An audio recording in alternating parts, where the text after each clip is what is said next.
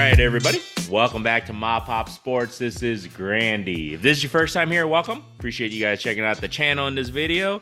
If you're returning, once again, huge shout out to you guys. I appreciate you guys returning back. So hopefully everybody's having a good weekend. Hopefully everybody had a great week. So far, so good for me throughout the week. If you guys were wondering on that, I did a video of what's been selling. So make sure you guys check out my most latest video I did, what's selling on the eBay store. And then, you know, the funny thing is, I jinxed myself. Once I said that last night or yesterday, sales kind of slowed down a little bit. So that's the way it goes, guys. Ups and downs on that. So, and as I mentioned today, just gonna do a little Q&A. This is kind of cool. So make sure you guys follow me on my Instagram. I put the links in the description also. If you guys have questions, if you don't want to, you know, put it in the comments. Some people have been doing that, so which is fine. I don't mind that at all. So just direct message me on Instagram, and you know, whatever questions you guys have, I'll do the best I can to answer them, at least from my experience. And then on top of that, if you guys want to just comment questions, go right ahead, guys. So I'm going to be doing this, like I said, once a week. I think a lot of people has been kind of liking this, so it's kind of cool. I'll be able to kind of at least answer you guys' questions, help you guys out from my experience. So like I said, I'm just learning as I go too. So hopefully you guys can learn vicariously through me. That's a big word. There you go. All right, so let's start. Do I buy and source through eBay? This has been a question somebody's been asking and asked a while back. I do buy through eBay. I wouldn't say I don't. I've always bought through eBay. And the reason why I buy through eBay is because it's the biggest variety of source out there. You don't have to be at a card show to find a specific card player, no matter how unique it is, no matter what kind of auto you're looking for, patch. eBay has it all, guys. It's just as simple as that. It protects the buyer a lot. And yeah, I do buy through eBay here and there. I do source a lot of my PCs through there because like I just said, it's not every day that I can find a specific player that I'm looking for without going through eBay. eBay has it all. It just has a vast variety of it. Do I source for my inventory through eBay? I wouldn't say I do it as much anymore because, like as I was mentioning, I tend to like to buy in lots. So I'd rather have the card in front of me and kind of go through them, whether it's at a show, whether it's in person meeting with the person locally. And it's just obviously a lot more difficult to do that if I buy through eBay. So I would definitely say through eBay, it would be more of a PC if I'm sourcing through that way. Maybe a few cards that I might get graded and possibly put on my inventory list. But the thing is, as I mentioned, I don't get to see the card. I only go through whatever the pictures show me. So, and whatever the seller is telling me how great of condition of the card is. Like I just said, I'd rather see the card in hand, in person, to inspect it before purchasing if I'm going to put it on my eBay store. That's just my thoughts on that. But like I said, I do buy through eBay, mostly for PCs or possibly for the inventory, but it's rare now. I really don't do that as much anymore, so hopefully that kind of answers you guys on that. But like I just said, you're not going to find anywhere else, or you're going to have a vast selection than eBay. At least that's from my experience and you know how I feel. Another question I keep getting day in, day out, and make sure you guys go check out my previous videos, man. What scanner do I use? The scanner I use is the Fujitsu FI8170, and I believe the newest model, because I think Fujitsu, that line was purchased or bought out by FICO now, so FICO owns it, and that's the current scanner I use. Is it easy to use? You know, as I mentioned before in previous videos, make sure whatever software you use, whatever program you use, whether it's Chrono Cards, whether it's Card Dealer Pro, make sure whatever scanner you use is compatible with that application. You have to make sure it's compatible. If it's not, if you just go and purchase any type of scanner, it may not work. If it's not compatible, it's going to be a bitch and a half to really operate, guys. I kid you guys not. So make sure it's compatible, and then on top of that, make sure whatever is within your budget. Do some research. Go through YouTube. Go through Google. See the reviews of the scanners. I'm not going to tell anybody what to use, what not to use. That's what I currently use, and that's what's been working for me. I've used the Epson, I think is it the DS500 or something like that previously. I had issues with that. That's just me personally. Other people say they works fine. So like I just said, make sure you guys use whatever works for you and whatever's compatible for your use. And you guys, that's it. Simple as that, man. That's the scanner I use, guys. Another question is the accounting of inventory in and out, the cost, the profit margin, all that stuff. I did a quick video on that. And this is the thing. If anybody's asking how much profit you make in a month, and you know, they want to get a smaller breakdown of my inventory cost versus my sales cost, revenue, all that stuff. So first things first, keep it simple, stupid. I repeatedly say this, KISS method. Keep it simple, stupid. Whatever I spend and whatever I sell, plus and minus, simple as that. So whatever I, obviously sell on revenue wise, take that amount. Let's just say it's $1,000 a month. And then how much do I spend? Let's just say it's $500. So it's simple as that. You take 1,000 minus 500. So you got $500 in net sales, guys. Simple as that. Try to keep it simple. That's how I usually do it. Now, people have been asking me, how much profit are you making on a monthly basis? So this is the thing.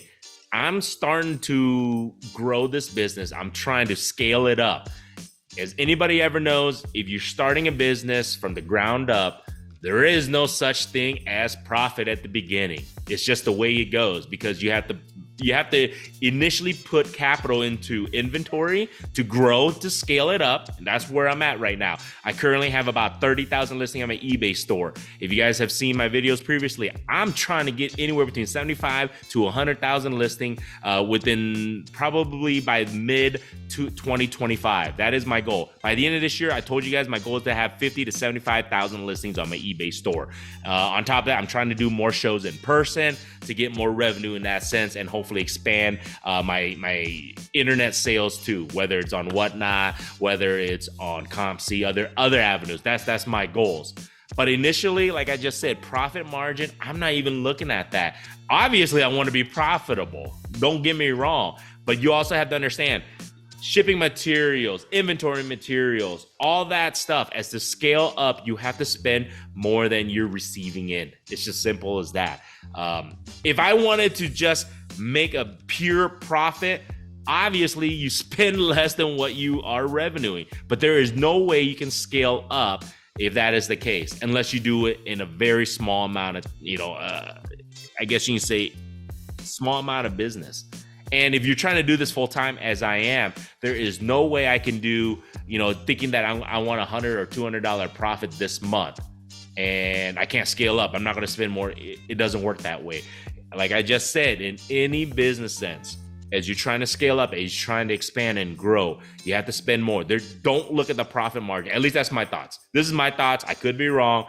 But right now, I'm into scaling up to get this to a portion where I can do this sustainable for a living. And before you can do that, you have to scale up. And I feel like, don't look at the profit on a monthly, at least for the first year. I don't know. I think the first couple of years, people already say, if you have a small business, you're trying to start it's not profitable. It just can't be, because you're scaling up. You're trying to grow the business, and there is no way to scale up if you're so worried about a monthly profit initially. Of course, I want to be profitable, but I will worry about that in about a year or 2 years. And that's the one thing that at least I'm learning, and I think is the right path, is to scale up. You have to spend the money and grow the business and come up with new ideas and plans on how to scale the business. And that costs money, guys. So at the end of the day, I'm not looking to make $100 profit monthly, $200, $1,000 profit monthly. If I had that amount, if I'm having that amount of profit monthly, I'm reinvesting that instantly to scale up. That is my vision. That is my thoughts. Right or wrong, I don't know. We'll have this conversation next year if I'm still here, guys. Simple as that. And that's current. That is my answer. Am I profitable monthly? No, it's not going to be, as I'm trying to scale up. So hopefully I answered that question. I know people, because people are going through YouTube trying to see, hey, how do I make money? How do I become profitable? Me, like I said, it's all relative to you and your situation. And currently right now, my situation is to scale this business up to make this sustainable in 5 to 10 years, not to be profitable on a monthly basis, how much in and out. I'm not worried about that. Like I said, some people are doing this as a side hustle. If I was doing this as a side hustle and I had a full-time gig or a full-time job of doing something else, then yes, it makes sense for you to be, how much am I profitable on a monthly basis? How much am I spending? If I'm spending $1,000, I better be selling $2,000. That's it. Simple as that. I'm not looking to scale up. I'm just looking to be profitable. That's as a side hustle. If you're looking to make this as a business from the ground up, in my eyes, like I said, my situation, I'm just trying to scale this up and expand. So I don't know. Hopefully that helps. That answers that questions a little bit in regards to profitability monthly and all that stuff. Remember, keep it simple, guys. Whatever you spend and whatever you make. Simple subtraction, plus and minus. Don't make it more harder than it should be. That's what I say. Another question: how do you stay competitive on the eBay storefront as the numbers are astronomical? So far, how I stay competitive, obviously pricing is definitely key. You want to be competitive pricing. But you don't want to be so low to the point where you instantly lose out on a profitable margin. So my thoughts are, how do you stay competitive is, number one is you have to have a good storefront. You got to have followers. I'm slowly building that up. I got several hundred followers that follow me on my store. I started with 0. So, I mean, everybody starts from somewhere. So now I have several, a couple hundred people who follow me on my eBay store who are repeat buyers. That's critical. Number 2, pricing obviously is critical. You got to be competitive pricing. So see where you are.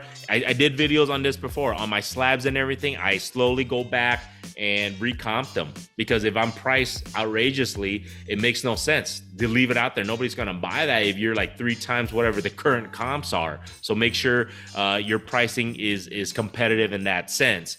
I understand the print runs are ridiculous.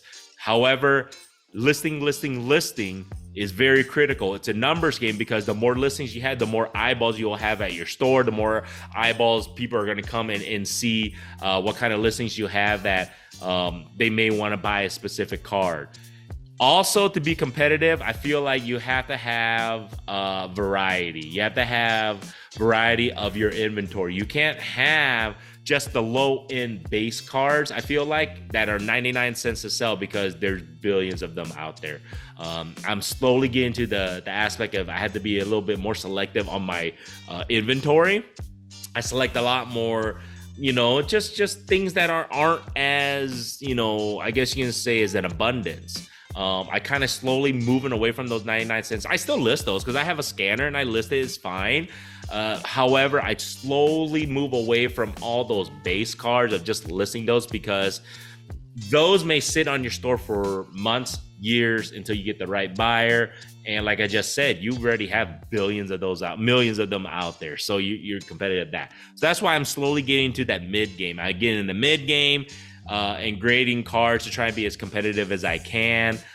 Priced as competitive as I can, obviously. And then the biggest thing I feel like is condition of your cards. So it's just quality of your cards. So when I'm sourcing my inventory, I'm looking at the quality of the cards. I mean, if it's all off-centered, it's all damaged corners, dings, scratches, all that shit, I'm not buying that lot. And if I'm buying that lot, I'm going to try and negotiate as low as I can, because I'm like, look, this shit is damaged, right?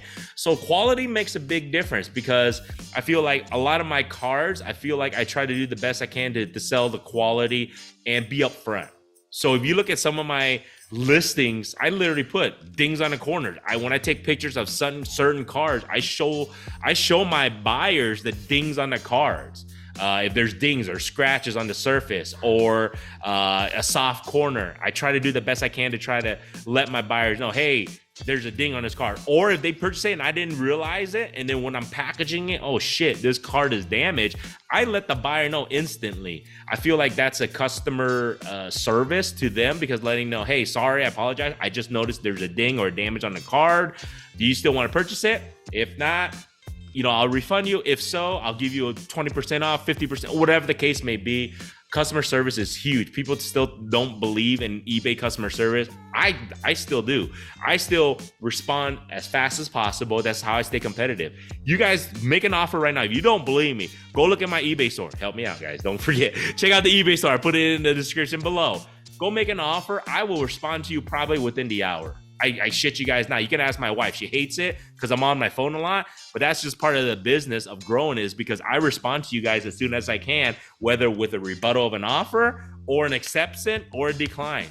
Most likely I never decline. I hardly ever decline offers. I always rebuttal. I always give you guys a chance to see if you guys want to get this card at a different offer. I always do. And like I just said, I try to respond within the hour, if not within the first 5 to 10 minutes.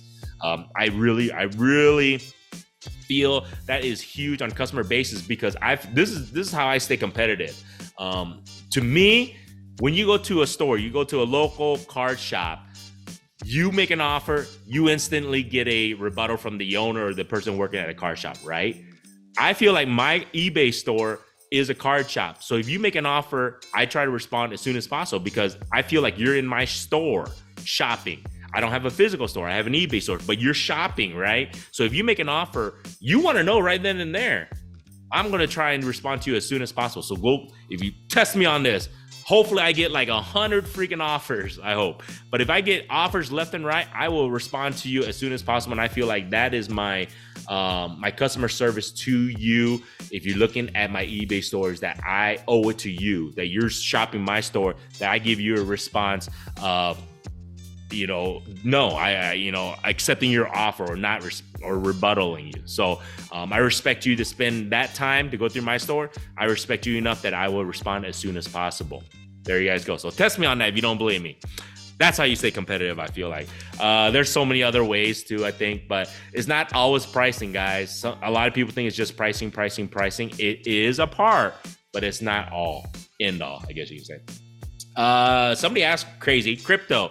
Am I into crypto? Weird. This is a sports card channel. However, I do buy some cryptos. I believe in that. If you're asking for my opinion on my portfolio, crypto, yeah. I do a little bit of it. I do purchase a lot of it. I keep it simple. Again, I love to keep my life simple. So the only biggest thing is Bitcoin. I definitely buy some of that, and Ethereum. Those are the only two biggest ones out there. Yes, I understand there's a billion other types of crypto, but I try to keep it as simple as possible. But yeah, I believe in diversifying your portfolio. If you ever ask me about business sense, I have real estate property investments. I have sports cards investments. I have crypto. I have a 401k. I have stocks that I purchase. I believe in diversifying yourself, because I can't trust anything. Anything can go to shit. 401k can go to shit. Crypto can go to shit, as it did before. Sports cars can go to shit. Real estate can get demolished. Gold, silver, that's my next one that I'm going to start investing in too. But I believe in diversifying in any which way possible. If you guys are wondering what are my investments in, maybe I'll expand on down the road. I'm not an expert, but I do believing in diversifying and getting a hand in different avenues of investments. I do believe in that, because it gives you a chance to, in case something goes down, you always have something else to rely on. This is the one thing. This is the biggest tip. I'll tell anybody, and I tell my kids this, I tell anybody, my friends, or anybody who's looking to whether start your own business, whether you get sports cards, whether to anything you're looking to do in life in general. This is going to be the biggest tip I ever give you. Every year, try to learn two to three new skill sets. I don't care what it is.